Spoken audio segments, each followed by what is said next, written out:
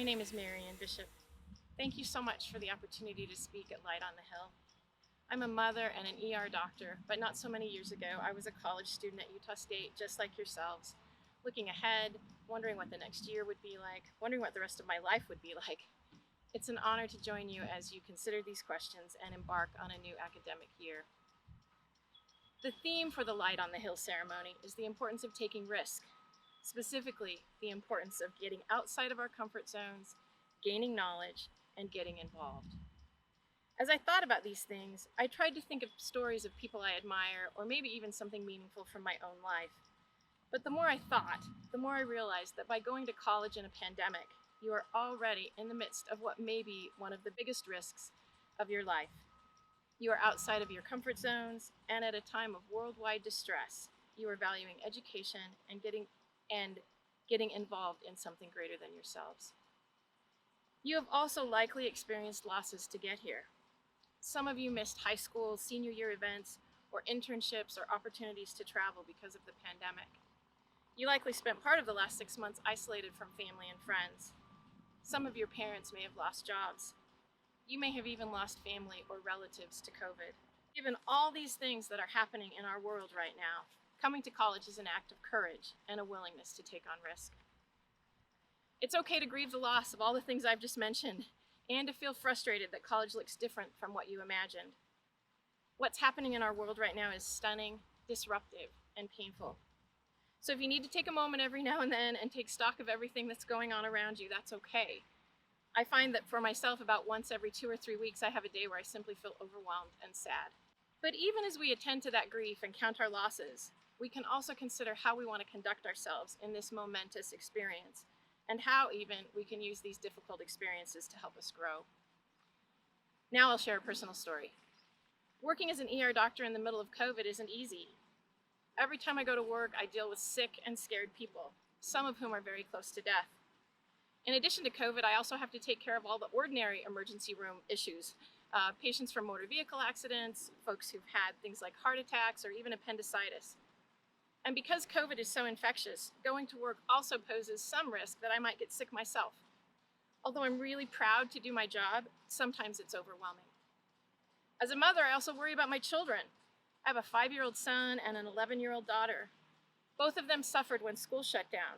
They've been lonely and bored. They've also missed out on many of their usual summer activities. I worry about the long-term consequences of their childhoods being disrupted in this way. One night I couldn't sleep. All these doctoring and parenting worries were whirring around in my head. Browsing the internet, I ended up taking a deep dive into stories of Vietnam prisoners of war. People like John McCain, who spent years living in terrible conditions and were frequently tortured. I was particularly moved by the story of Admiral James Stockdale. Years later, he explained that he survived not by staying optimistic that he would eventually be free, but by having faith that he could handle things no matter how difficult they got. He also said something that brought me a lot of comfort during that long night. These are his words. He said, "I never lost faith in the end of the story. I never doubted not only that I would get out, but also that I would prevail in the end and turn the experience into the defining event of my life, one which in retrospect I would not trade." That someone who had survived something much worse than a pandemic would later see it as something he would never trade strengthened me. It encouraged me, and it made me straighten my spine just a little. What I mean by this is that I think the pandemic will be the defining event of our lifetimes. So the question becomes not if the pandemic will define us, but how. There will be losses to grieve for sure, but the pandemic also presents us with opportunities to grow. As it throws at us challenges like wearing masks, social distancing, attending school online, being distanced from friends and family that we love, and maybe even losing some of those people, as it takes us out of our comfort zones, asks us to get involved in ways we never have before, and forces us to learn new things, how do we want to respond? In James Stockdale's words, how can we turn this experience of the pandemic into the defining event of our lives, one which in retrospect we wouldn't trade? Thinking about the pandemic in this way has helped me be a better doctor and a mother. It's given me an opportunity to consider how I practice medicine and to become a better physician leader in the emergency department. It's also helped me look at my children's challenges differently. In the 6 months that my kids have had to let go of usual activities, My 5-year-old son has taught himself to read. I learned this when I found him under the covers late one night reading Captain Underpants. And my daughter is over 100 pages into writing a book with a good friend, most of which has been written in my backyard, sitting together in a socially distanced way. We also have a good family friend who, when she learned that because of some complications caused by COVID, that it would take her an extra year to graduate for college, decided to spend that extra year filling in pre-med courses. And when the pandemic is over, she's going to apply to medical school. Other people have found meaning in volunteering and advocacy, reaching out across socioeconomic and racial boundaries to help others and themselves. These are just a few examples, but as each of you considers the last 6 months, I imagine that with what you've lost, there also are a few things you have gained. And while I would never wish for a pandemic to come along and cause suffering, I am suggesting that we don't simply need to be its victims.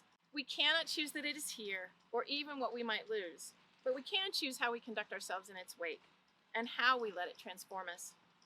Who can we be if we use the pandemic to get involved, move outside our comfort zones, and learn things we might not otherwise have had the opportunity to learn?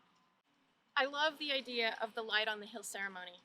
It's a lovely and even a little bit old-fashioned tradition that helps build community and mark the beginning of the year. Because of the way light can symbolize knowledge and truth, I think it's an especially fitting tradition for a university community. That USU is built on an actual hill makes it even better. There is a New Testament passage that says, "You are the light of the world. A city set on a hill cannot be hidden." Whatever your faith tradition, or even if you don't have one, attending college in the middle of a pandemic is an opportunity to pursue light and knowledge, and to join with other people who are doing the same thing. Together, you could even light an entire hillside. Looking back someday, you may even see that you turned a time of great loss and challenge into the defining moment of your life. Best wishes to all of you as you start the new academic year. Draw on each other, make friends, challenge yourselves. Stay safe and be well. Thank you.